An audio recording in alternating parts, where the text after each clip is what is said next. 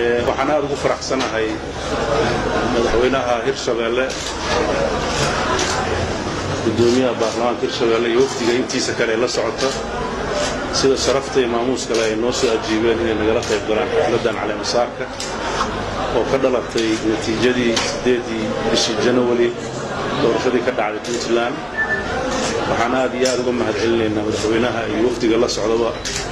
sida ay nooga aqbaleen inay nagala soo qayb galaan iyagoo duruuf adag iyo xaalado shaqo ay u yaaleen waxaan rajaynaynaa muddada ay nala joogaan inay noogu dulqaataan wixii gaabisoo dhinacayna ka yimaada sidoo kale waxaan rajaynaynaa waqtigaan joogno inaan fursad kale isku heli doono waana mahadsantiin madaxweyne soo dhaweey madaxda kaloo sharafta leh oo labada golo aan soo dhaweysay aadan idinka mahadcelinaynaa runtii aniga iyo wafdiga ka kooban wasiiro iyo iyo xildhibaano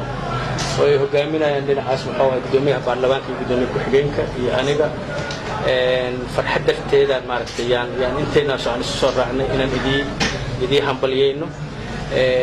wanaaga iyo dadnimada iyo isu tanaasulka iyo is-ixtiraamka siday doorashada ku dhacday oo example annagoo dhan noo wada ahayd iyo shacabka iyo madaxda Puntland inaan u hambalyeeyno farxadaasna la qaybsano safarkeena waa intaasoo maaragtay yuu yahay madaxweyne ku-xigeenka iyo gudoomiyaha baarlamaanka runtii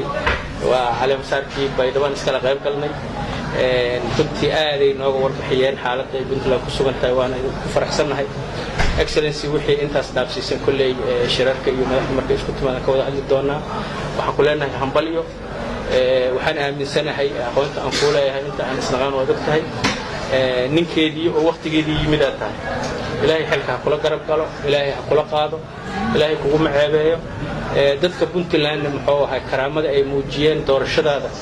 ayaan ayadana kalsooni ka qabaa inay saas kula shaqeyn doonaan